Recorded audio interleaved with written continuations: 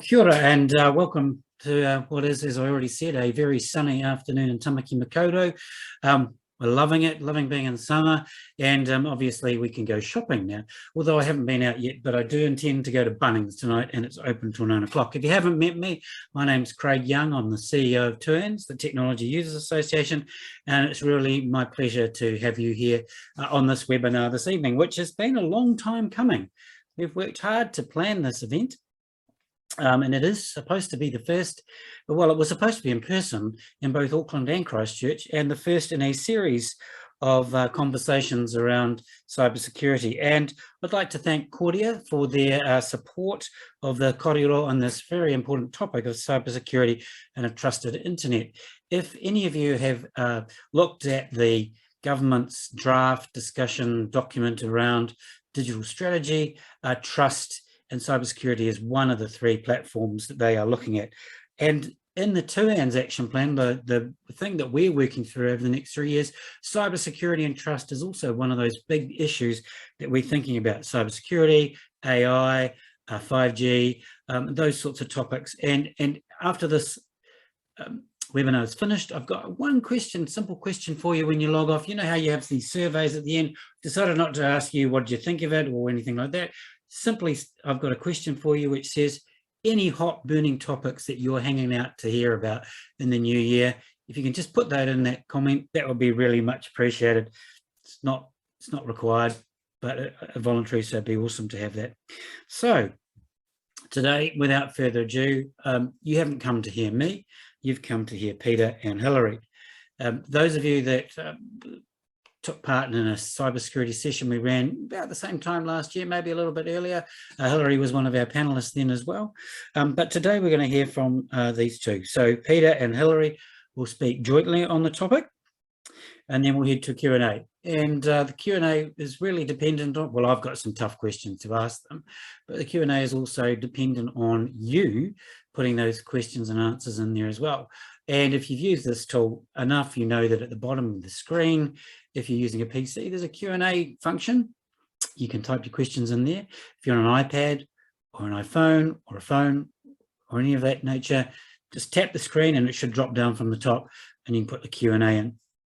I've left it open today so that you can see the questions and you can vote them up. So if you think one of them is one that you want to hear about, then do that, vote it up.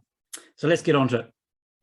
Peter Bailey is the two guests I want to introduce. Peter is the first one.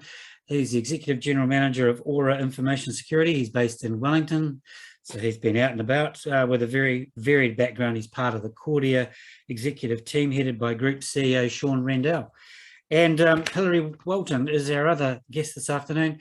She's the Chief Information Security Officer of the Kordia Group.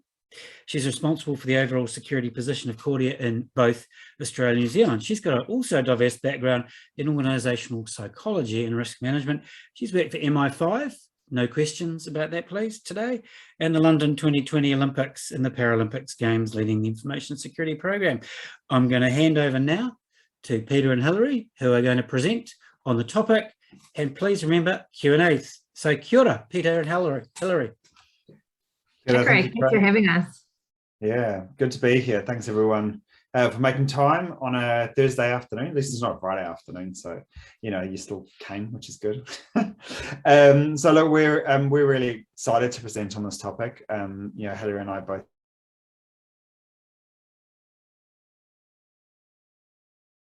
teams to make sure people are on the right page with their cybersecurity, and there's a lot that's happened in 2021, and we're just going to take you through some of the main items that we've seen in 21, and then hopefully take some questions and see how we can answer you. So I'm going to just pop up a couple of slides, and we will talk to those. Just give me 1 second to pull that up. And there we go.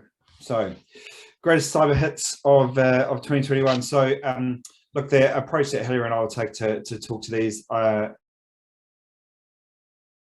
consultancy practice, I do get to see the best practice side of things quite often and how that runs. So I'll talk a little bit on that side.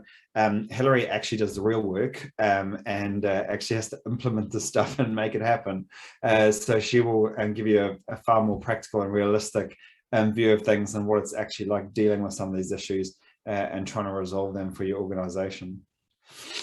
So look at a high level cyber trends for 21. They really haven't changed massively from 2020.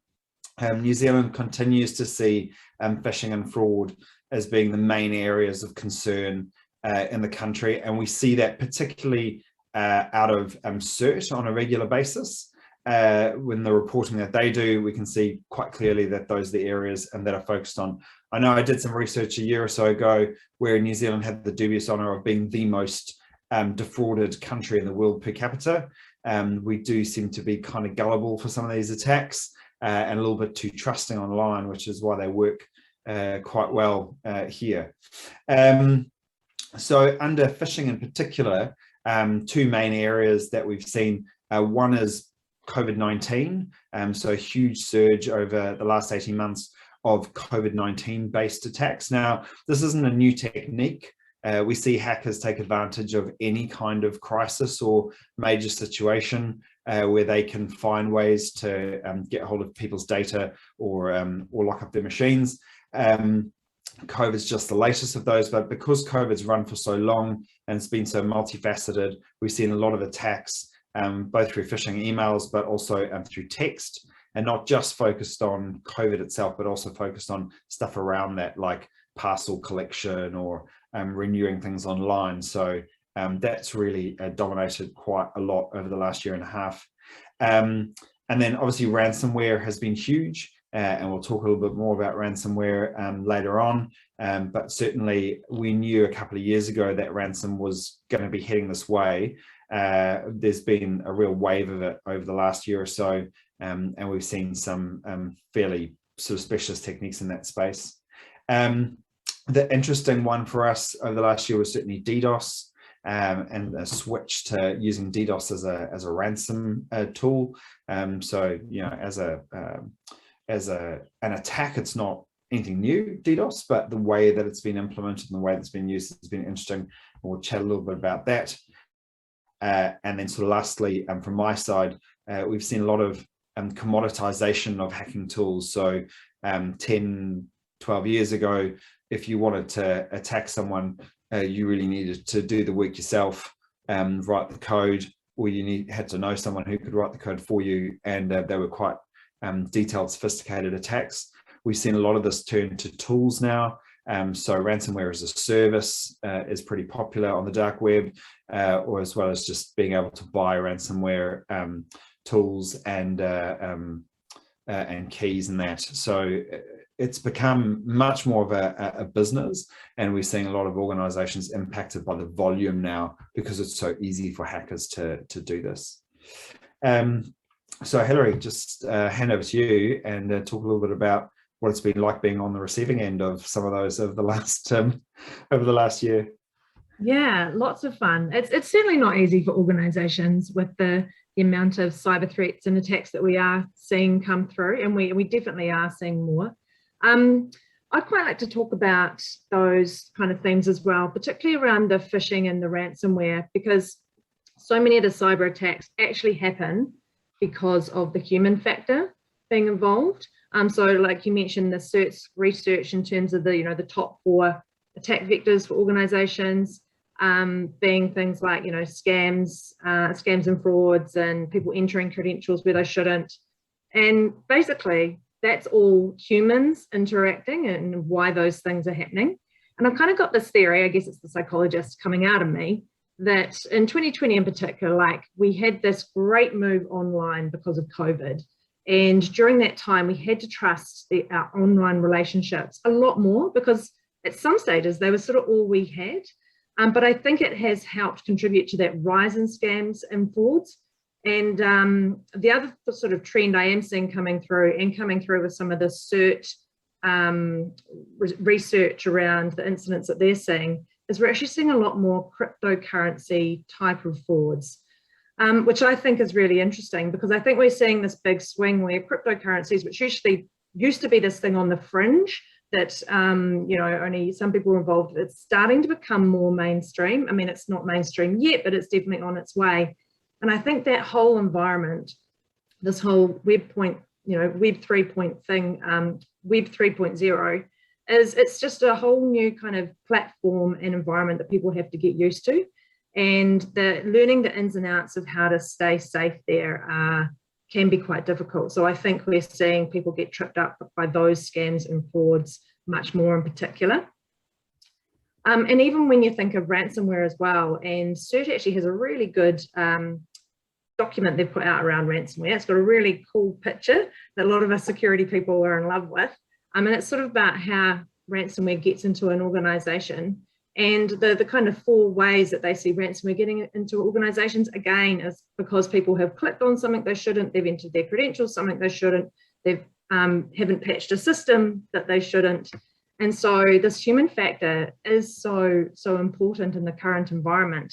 And that is why my staff will be sick of it, but that's why security professionals like myself go on and on about, staying vigilant and not clicking on phishing emails.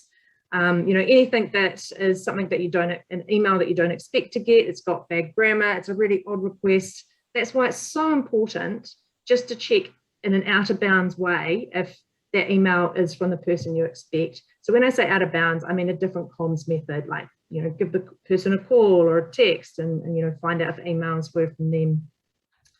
Because just like health and safety training, cybersecurity training is becoming and is really, really essential. And not just cybersecurity training when you join an organization, but actually ongoing. So people are getting those ongoing refreshers, and organizations really need to get into the mode of managing the completion of cybersecurity training, having it mandatory and making sure that people are actually completing it, because it's such a key vector that we really need to get across. We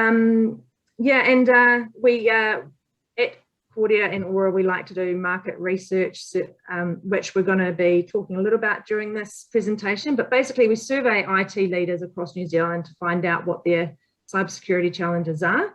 And we'll talk about some of that research, but we've also, there is some future research coming out in the not too distant future. But in that new research, one of the things I was super disappointed to see was that, we tell people to use password managers, for example, over and over and over, and the message is just not sticking. We're just not changing the dial on that. And I think it's because it's a behavioral thing. It's not just about telling people what to do in terms of cybersecurity, although all of you people coming along to this webinar puts you like 100% ahead of other people who haven't. But it's actually trying to work people through actually doing security behaviors, helping them set up things like password managers.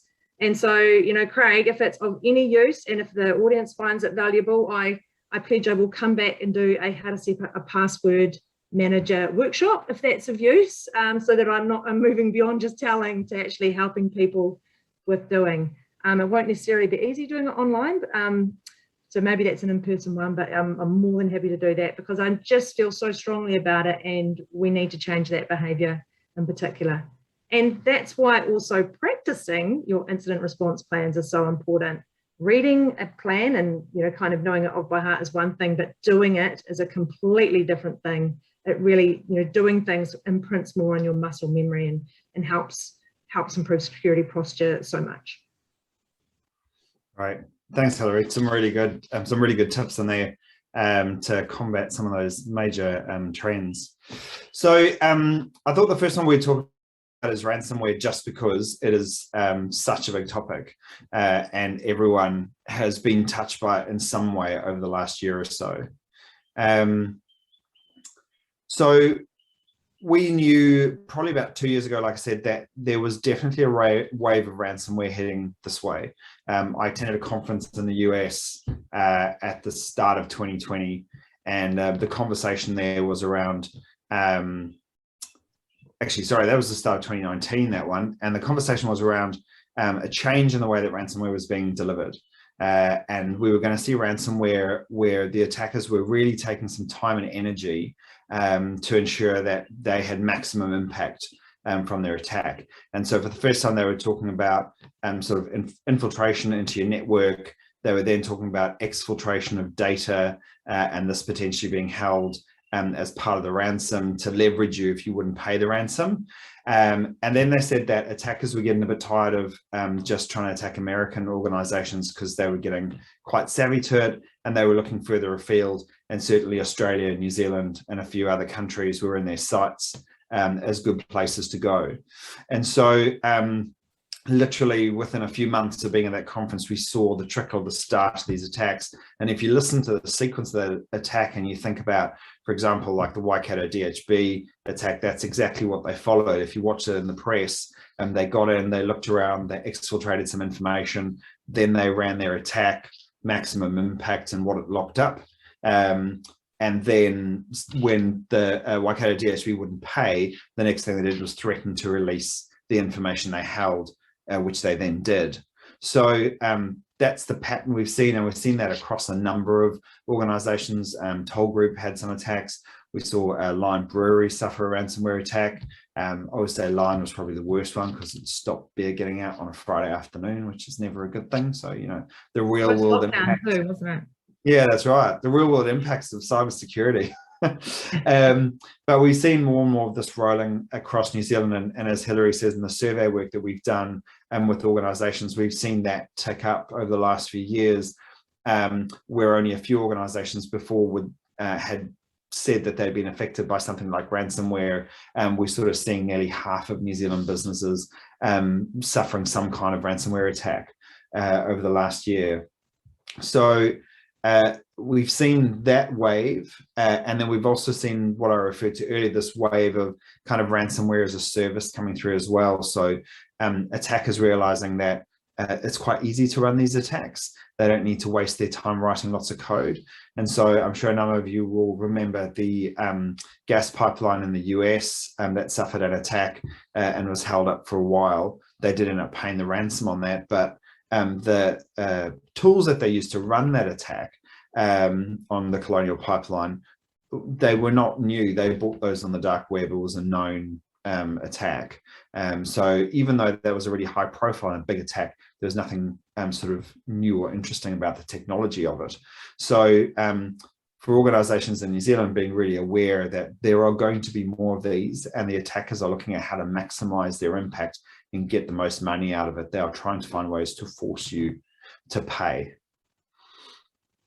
Hilary. Yeah, it's really insidious ransomware, and it's one of those things you never want to be in the position of getting, and I'll tell you why. Because if you get ransomware in your network and you're in that kind of position where you're looking at paying a ransom or not, even if you get your decryption code from the criminals, it will still take you the whole cycle from getting that encryption code to actually encrypting your files and getting your systems operational is at least 15 days. So you're talking about being out of business for 2 weeks anyway, and that's paying a ransom. I think there's a really big misconception that if you pay a ransom, get the decryption key, you're back in business. And that's just not the case. And that's why prevention of ransomware is so important. So, you know, some of the things that we make sure we're doing is we really take a multi-layered approach. This is one of those defense in depth moments. You know, you want to make sure, first of all, you've got your cybersecurity training, because we've just talked about the fact that it's humans clicking on things or entering credentials where they shouldn't, which is the main kind of causes of ransomware into systems, as well as systems not being updated and vulnerabilities being exploited. So cybersecurity training is one of the first layers.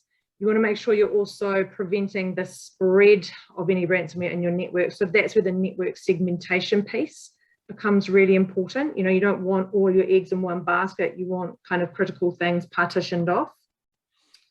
Backups are going to be like your saving grace if this happens. So you need to make sure you've got good backups. And also an off-net or offline kind of copy of your backups as well. So if your backups do get corrupted by the cyber criminals, that you've got this copy that, you know, it hasn't been touched, that you can kind of have a clean backup from. We talked about entering passwords where you shouldn't. So obviously strong passwords are really an important part of this as well, and locking them up in password managers, because you just can't remember all your passwords, even though you think you've got a really good system of your 5 different passwords, which you rotate through your different accounts based on, you know, how serious the account is or not. Not good enough. You need a password manager so that you can have different and unique passwords across all of those. And also, you know, multi-factor is a must. So this is when it's got that second layer of protection. So they've got your password and your login, but you have to improve them actually getting in. So that's kind of multi-factor, and usually that's done through an app like Microsoft Authenticator. It's not a catch-all, but yeah, these are the kind of layers you need to have in place. And then there's the other pieces of the puzzle, you know, making sure you've got that regular program of network and system pen testing and other assurance processes as well, like practicing your cyber incident management plans and things like that as well. Yeah, and patching and keeping software up to date is just so vital. It's vital organizationally, but it's also vital in your personal life as well. So when those Apple updates come out, and they've been coming out pretty regularly, don't hesitate, just update. Cool, thanks, Hilary. Of course, the other big one that we saw last year was denial of service attack. And I found it quite interesting sort of a year or so ago when I wrote out, you know, what's going to come for the upcoming year. DOS was not on the list. I mean, DOS has been around for a while. You know, we know it as an attack. It doesn't make money for people, so not highly used.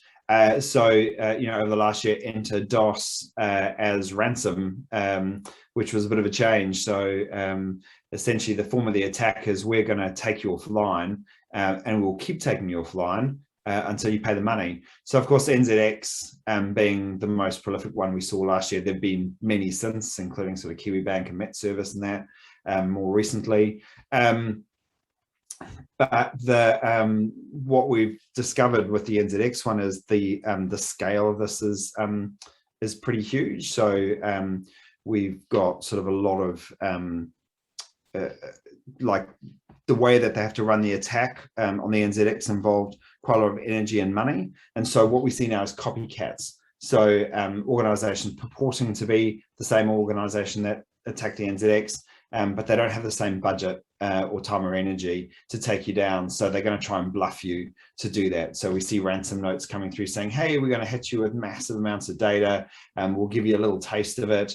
But really that little taste is all they've got. So they're hoping they're going to scare you enough to pay. So we've seen more and more of those, that sort of copycat attack. And so it looks like DDoS is probably going to be in the marketplace for a while, as long as it produces money for the attackers. Hilary. On this one, for me, one of the key differences between DDoS and ransomware that I kind of want to highlight is that if you've got ransomware, then you're compromised and they're in your network. But if it's DDoS, you're not actually compromised. It's just that you aren't able to deliver, you know, you haven't got your normal services running. So it's kind of impacting your business that way. So DDoS, I mean, there are a number of things. Again, it's that defense in depth approach you want to be putting in place. So we talked about network segmentation in terms of ransomware. So for this one, you want to partition your really critical online services. So it's again, not having all your eggs in one basket. So you're not going to want to have your email services sitting with your web hosting services, for example, particularly if your business is all about retail, like from your website, that kind of thing. If your website is taken down from DDoS, you want to make sure you can still function as a business with those other corporate services. It's really good idea to prepare a static version of your website that if you're being DDoSed, you can kind of put up instead.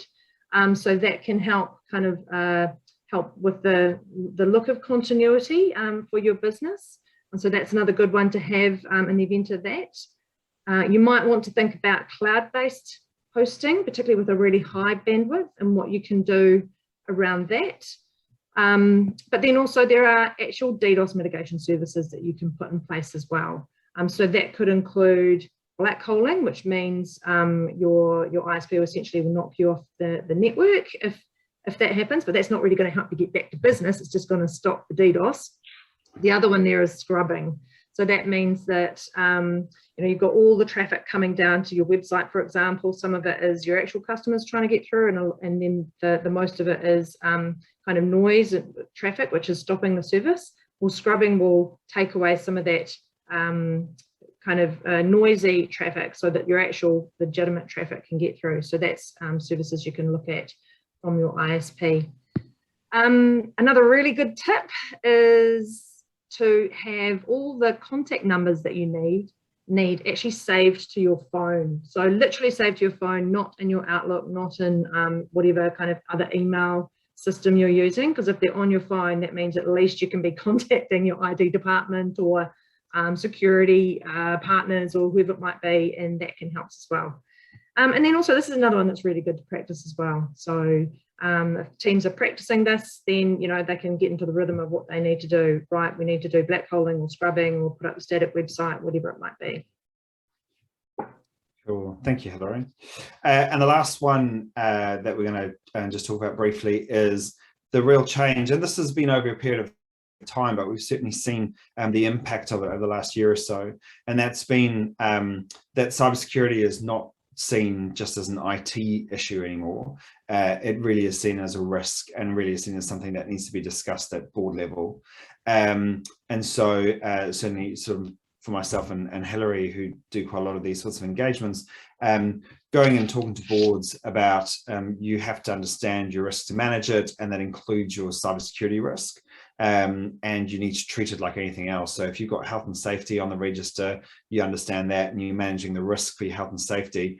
Cybersecurity absolutely has to form part of that as well. Your boards need to get to the point where they understand enough about security that they can have a good conversation about it. They don't need to know the nuts and bolts technology, but they do need to know how their organization is using technology and is using and storing their information, and what the impacts are. And the main drivers we've seen for that obviously was the change in privacy legislation at the end of last year, which means you now have to report breaches. And so we've certainly seen that, bring it up on the board agenda. And then again, the large scale attacks, the ones we've talked about through today, particularly Waikato DHB has really rung alarm bells for boards, and they're wanting to get in there and understand what the risk is for their business. I see, just looking towards the question and answers section, there's one of the questions at the top is, how big is the problem of security really? And I've been finding this question really interesting, and it relates to what I'm going to talk about right now. But I feel really good about what the IOD is doing, and what organisations like Twins are doing. They're raising the profile of cybersecurity, and you kind of think, oh, that's great. It's in the big 5 risks for organisations. But then, I was at a networking function last week, and I sat next to someone, and they said, oh, so this cybersecurity thing, is that actually a thing? I thought it was a fad. And I was like, oh, it's actually quite a big deal. And I'll tell you why it's a big deal. Because if we look across the ditch to Australia, what we're seeing over there is the Australian government is part of their cybersecurity strategy. They're calling out that they're going to be suggesting directors' duties around cybersecurity for people who own businesses. And what Australia does, New Zealand does tend to follow. So this could really be on the table for New Zealand as well. And I think your analogy to health and safety is really important. Think about what you're doing in health and safety. Think about what reporting you get in health and safety, and then you should be getting something very similar for cybersecurity as well. And I know it can be like a really tricky subject. Not everyone feels comfortable with IT and security, but it was the same for health and safety. Like, no one knew what a PCBU was, and that was really confusing for people. And I think we just need to go on the same journey with cybersecurity and IT risk, because they are very much business risks, and all senior management teams and boards are behoved to really get on board with how serious it actually is. Right. Thank you, Hilary. So that's the end of our little spiel for the start to generate some questions. I'm already seeing some really cool questions coming through. So I'm going to jump out of that, and we'll start in the Q&A. So Hilary's obviously already started to answer that first question, Craig. So I might just follow up a little bit on that when I read that. Cool. I did a wee bit of research the other week for a talk I was doing down in Christchurch around the scale. So if you want to talk about how big it is. So last year, it's estimated that cyber criminals made about $1 trillion US globally, and that it is going to cost businesses about 10.6 trillion US globally to combat the issue. So if you're just looking purely financially, that's massive. And then you look at the impacts on businesses. I remember be about 4 or 5 years ago now when we had the NotPetya attack. And that affected Maersk shipping. Their CEO wrote a really interesting article a year later about the mission they went through to get back online. They were down for sort of 3 days. But I mean, that cost them as a business about $200 million and took them the best part of a year to get back on board. So the scale of it it's widely distributed. So we see everything from mom and pop 3-person businesses all the way up to massive international corporates, and from a few $1,000s to millions of dollars just to recover from this. So the scale is big. It's everywhere. Oh, I think one of the just listening to your conversations, the thing that I picked up was that Hilary was at a networking event last week. You're obviously not in Auckland. Yeah, there you go. Yeah. All right. And moving on. And I went down to Hilary for a networking event. So. All right. Sorry. It was just, we just pick it up. Look, there's quite a few questions coming through, but the one that's at the top at the moment, let's go from the top. How has all the remote working altered the risk profile, and what should individuals be doing? I can start that one if you like, Hilary. I'm sure you got some good practical tips as well. So yeah, look, remote working. Is what we call your attack surface as an organization. So how many areas can we get to you from if we're trying to attack you? If your staff are now working from home, they're not in the office, they're now using multiple devices and multiple connections, and sometimes in a more unstructured way. So your attack surface immediately grows. So that's sort of one element of it. So we're seeing attackers find new and different ways to take advantage of that. A prime example, during the first round of lockdown, we saw one attack group alter a whole lot of Peppa Pig videos so that there was embedded links in those. So stressed out parents, you got your kiddie at home, I'm finished work, here you go, take my work laptop and go watch some Peppa Pig. And then we were seeing those malicious files being clicked on and embedded into computers. So that remote working sort of changes that.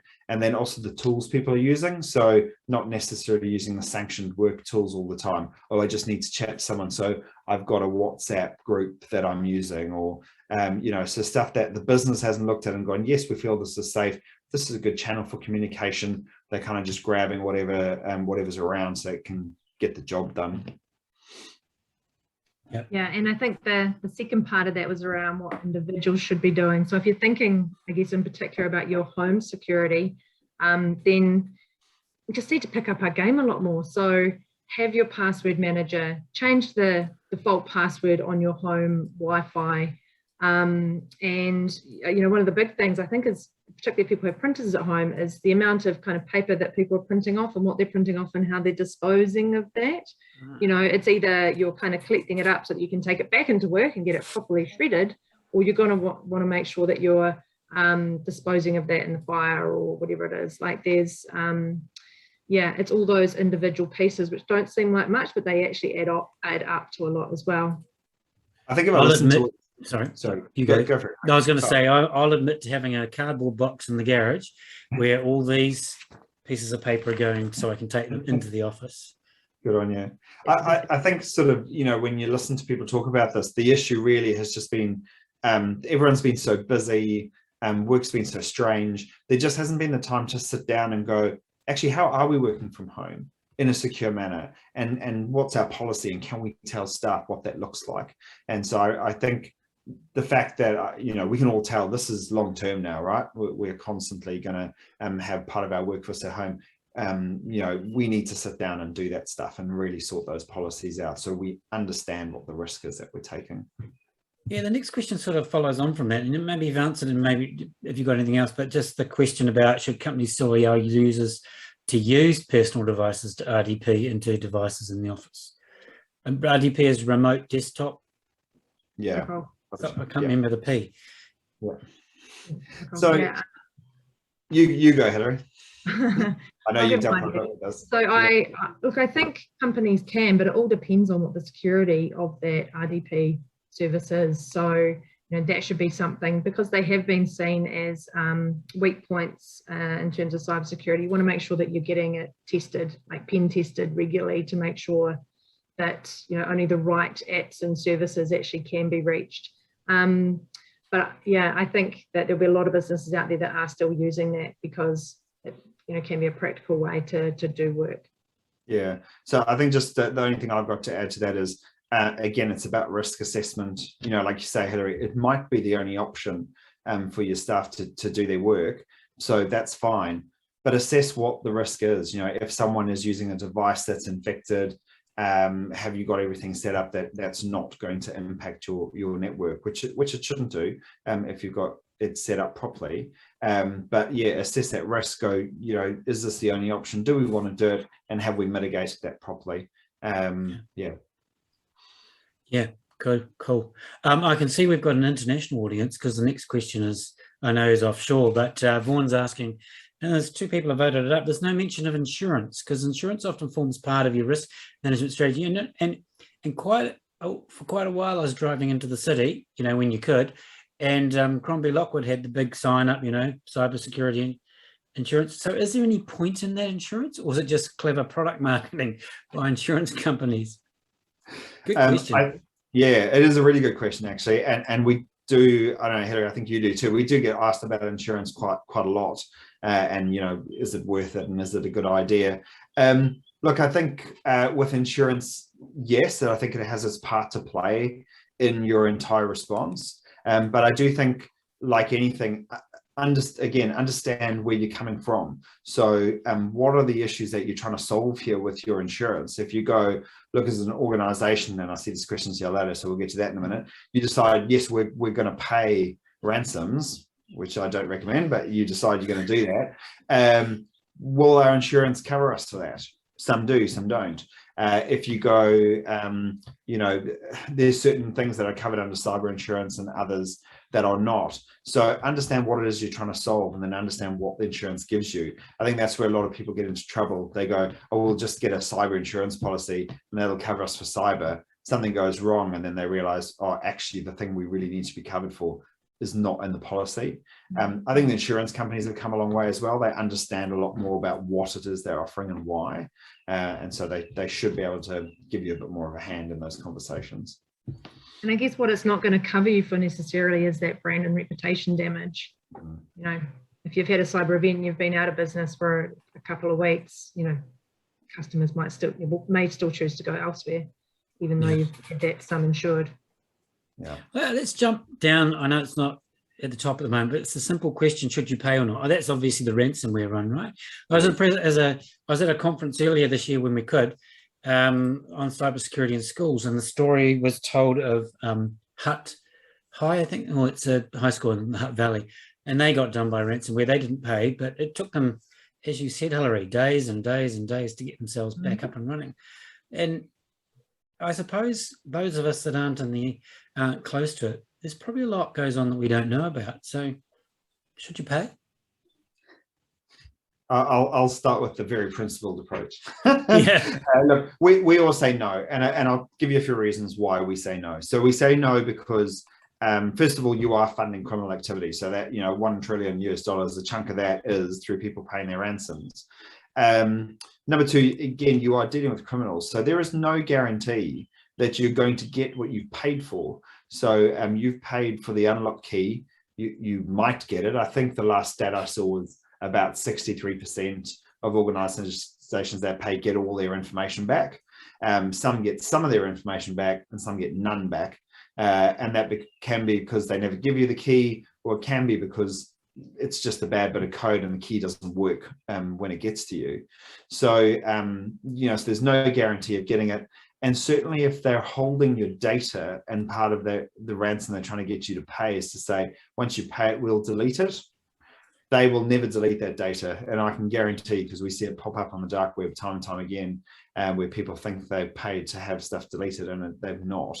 So, you know, you'd have to think quite carefully around the circumstances where it would be worth you paying. Like, and I'll let Hilary talk about it a bit more, because I know she did some really good research into it. You know, the length of time it takes to come back, it's not like you pay and you've got your data back and you're up and running overnight. There is still a lag. So I haven't so far found a very convincing reason of why someone should pay a ransom. Not yet. I think the important thing is that organizations think about it ahead of time, you know, and actually meet around and discuss, like, what are some of the issues we need to think about with ransomware, exactly what Peter's just laid out. And then in what situations might we, what situations wouldn't we? And because they all need to come to their own decision, this impossible decision about whether they would pay or not. But I think the important thing is, you know, make sure you've had the discussion first, so you know where you sit and you know what your thoughts are on that. Yeah, but it's, yeah, it makes me feel sick to have to pay rent. Well, that's a good answer. You know, if it's going to make you feel sick, don't do it. Yeah. Tisha's got a good question. What's the best and most effective tool to increase awareness amongst staff about cybersecurity risks? Maybe hack their phone and share their data. That certainly gets people's attention. Yeah. Hilary, again, you go on this one, because this is a passion for you.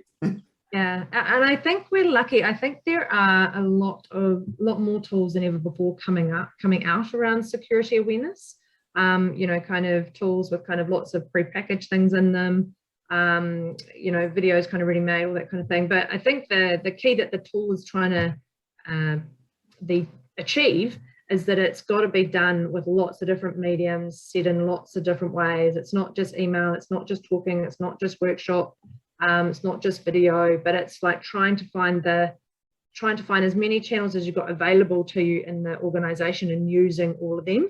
And then I still think the most powerful method of all is osmosis. You know, you want people in the bathroom going, oh, yeah, did you see that video, or did, you know, went to that talk and that was really thought-provoking, so that you're not the person influencing them anymore, they're actually influencing themselves.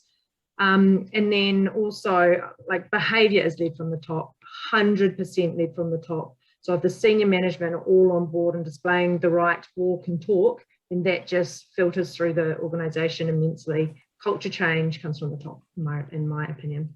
Do you want to add anything, Peter? Probably only that with security awareness, the thing that I've always found gets the most traction is, you know, make sure people understand this is not just about work. So, you know, a lot of people go, oh, I've got to be secure at work. Well, sure.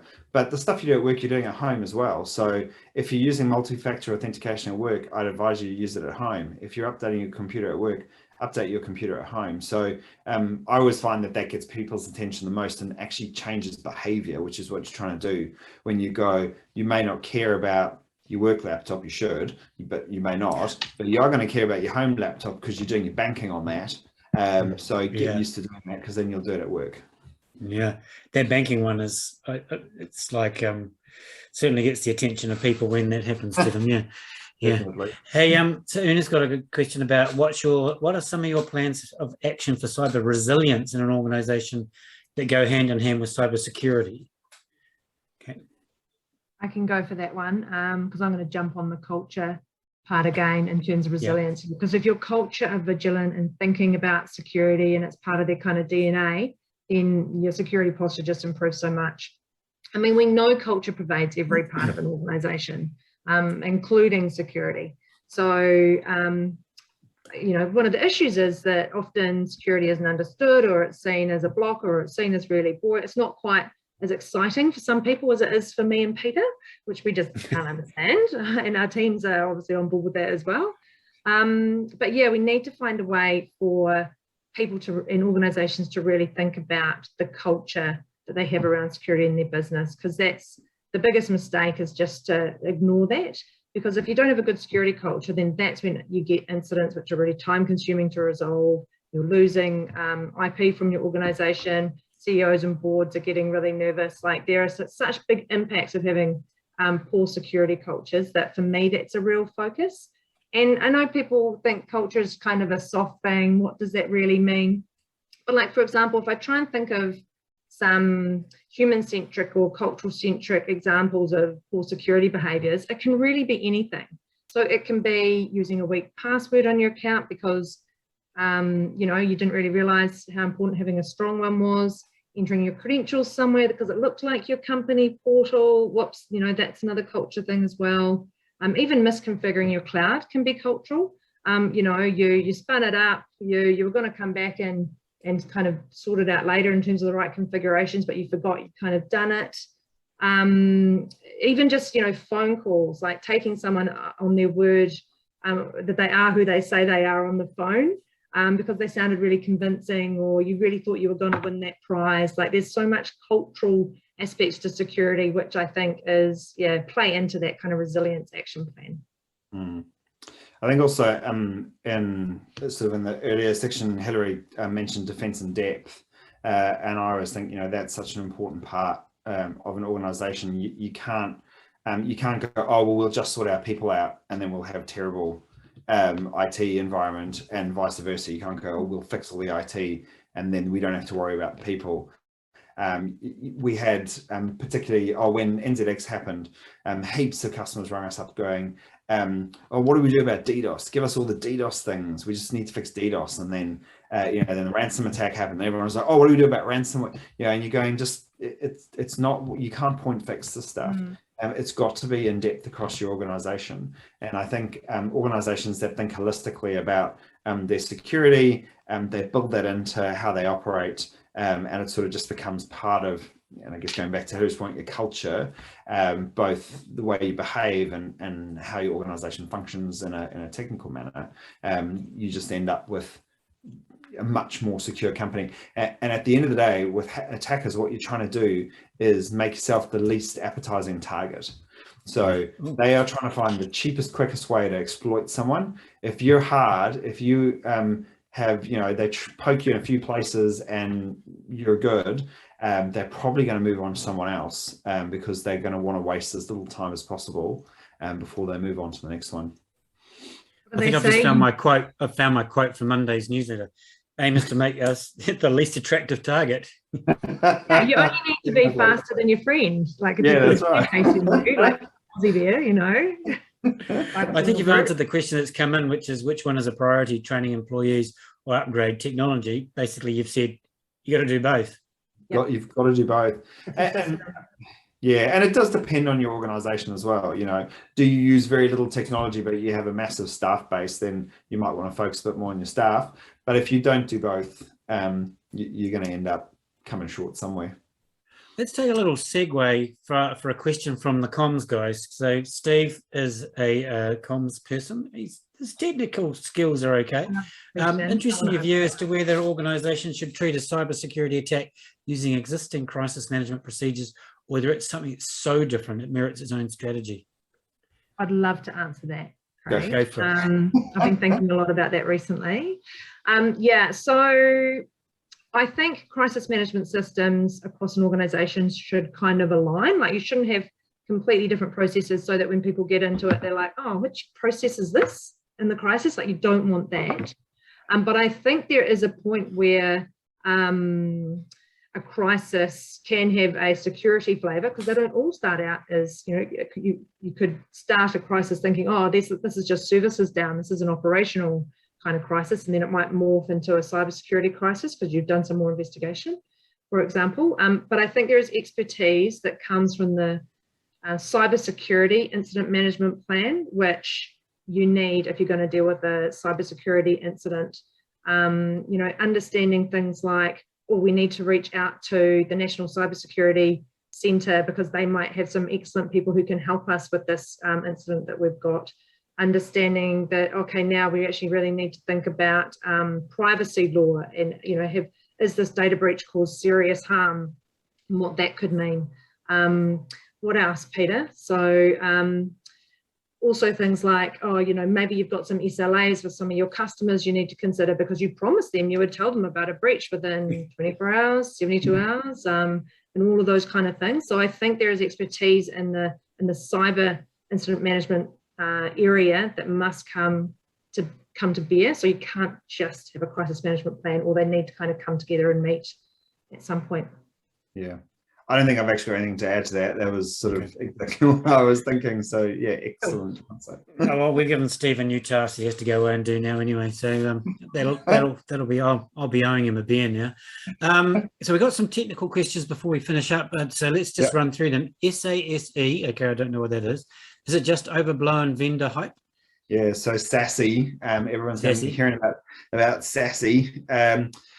Is it overblown vendor hype? Oh, no, I don't think so. I think it represents the way we're moving. So this is about sort of distributed form of security. So looking at cloud and edge computing and IoT devices. And, this is the way we're working now. So I think, there are probably a lot of vendor organizations going, this is a good term because it allows us to kind of roll that stuff up into a single conversation. I think if it wasn't SASE, we might be talking about a few products, that you can use to secure your sort of multiple devices and spread out across this distributed network that we have now. But I think it's something we're going to hear more and more about, and it might actually be worth at some point, Craig, doing a bit of a SASE session. We've got a few, I don't claim to be a SASE expert. We've got a few SASE people in the organization that I know that's really funny now, but we've got some very SASE staff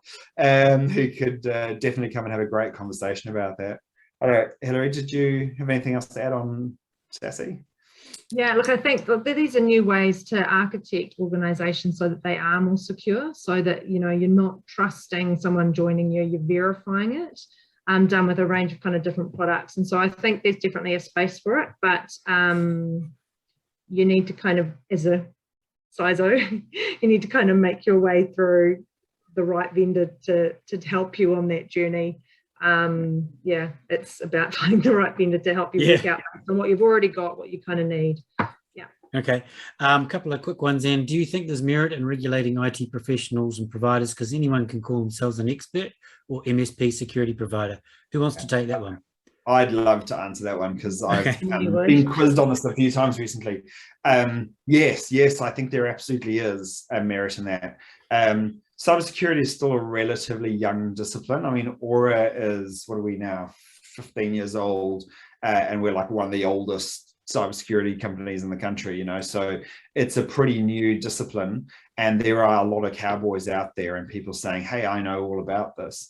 There are a few organizations that are starting to say, if you want to prove your chops, get some certification. So for example, we belong to Crest.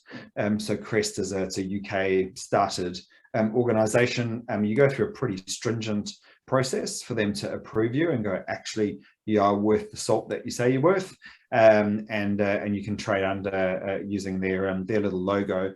I think that's going to become more and more the case. I think really hardworking professionals in this industry are getting a little bit tired of the charlatans out there who claim to be security experts, and so I think there'll be enough of a groundswell over time for people to say, no, actually, here's the criteria you need to meet, and we need to test and properly attribute that to these people, and you can't just be anyone and say, I do security. It is, I believe it is coming. I can't see it never happening. And this is Peter's idea, completely stolen from him, but one thing that we've talked about is the security industry itself getting together around that. Like, so as security professionals and as an industry and a community, what do we think of the things that either individuals or organizations should have that make them kind of credible security and IT people? As an industry, we should organize that for ourselves because we're behoved to, and I think it should be driven perhaps from the industry. Peter's idea, great one. Last technical one, what are your thoughts on external and in-house scanning tools to complement regular scheduled pen testing? Yeah. Nice quick answer. Yeah, okay. Because I run a group of pen testers. Look, pen testing's good, but it's a point in time test, right? It tells you what are you like right now. If you've got the ability to do some scanning yourself, and you've got people who can interpret the results that you're getting from that, definitely worthwhile, because you end up with far more of a it's not just point in time. You're getting that regular view of the state of your network. So I think it's really good. Yep. Yeah, and I totally agree as well. I think that scanning tools, complement really well with patching programs and things like that. You just need to make sure that you're able to kind of triage and monitor and, actually mitigate things that you're actually finding. But those scanning tools are great because they do give better transparency to organizations where they can kind of look at dashboards and go, oh, wow, we've got a bunch of vulnerabilities over here. We better make sure we're taking care of those really critical and high ones. So yeah, I'm definitely for that as well. Okay, last question, which gives you the chance to sort of wrap up and circle back to what you want to finish up with. But what's the biggest mistake you see when it comes to cybersecurity? I'll let you go first, Hilary, because I think I know what you'll say, and I'd probably steal that thing. So you go first, and I'll think of something else. Okay. So my one is neglect and culture. I'm sorry, I'm just really passionate about this area, and I'll tell you why. So, I think in New Zealand, we are definitely becoming more aware of cybersecurity, but we're still not putting everything that we should into place, or even some of the basic hygiene things. And I like to compare it to smoking. We're 100% aware that smoking kills us, yet there's people that still do it. And that's probably because they're not motivated to change at the moment, or they haven't got the capability. And I think, security is a bit like that. We need to move past awareness to actually taking, doing the behaviors we need to do to be more secure. And that might be, investing in security. It might be having a really good comms plan, or it might be just for yourself having a password manager. Like whatever it is, just do it. Yeah. My one is probably, and this is because I spend a lot of time talking to boards, but is really that that governance level on organisations. As a little sneak peek, as Hilary said, we've done some. We do a survey every year. We've done a new one this year, and we're looking through the results the other day. So I won't say too much about it, but it was a little bit disappointing to see a fall off of involvement of boards with their organisations. So really, I from the interactions I have, I would have expected to see boards getting more and more involved, and to see that drop off, not significantly, but to see any kind of drop was a real surprise. So, executives and boards really need to interact with this. They need to understand it. They need to bring in experts where, they don't have that knowledge themselves, but they need to understand that this is not just, oh, we need to fix the IT system. Like, this stuff can kill businesses. We've seen businesses go under because of what these kind of attacks do to them. So if boards and execs aren't getting their heads around this, then they're going to end up with some problems further down the line. So, and I guess it kind of ties into Hilary's one, because that culture comes from the top. So if your exec and your board aren't buying into it, that culture is not going to push through your business. Hey, well, I just want to wrap up and thank both of you for your time. It's been a long time coming getting this one sorted, but we got there, and really looking forward to continuing this series next year, particularly, those conversations that we can have afterwards in the networking times to be able to talk these things through, ask you questions that perhaps we don't want to ask you in this forum. And just thanks to Kordia too for coming alongside us and working with us on this topic. So thanks so much, Hilary and Peter. I just want to close off by saying thank you to everyone that registered and came along. We have recorded the session. It will be going up on our website, on our YouTube channel, and we may even turn it into a podcast just to see, get it out there as many people as possible. Our last webinar for the year, because unfortunately we're still working on this, is with Ericsson, and because we're going online, because people can't come in from overseas for this one, we're going to be looking at the latest information from around the world about the growing momentum with 5G. And people will know that Ericsson is the partner for 2 Degrees here, launching 5G, and it was announced today they'll be launching in the new year. So this session will be, bringing us up to date and up to speed with what's happening globally with 5G. So that will be December the 8th, and I really look forward to seeing you there again. And once again, thank you, Peter and Hilary, and have a great evening, everybody, and see you again. Mā te wā.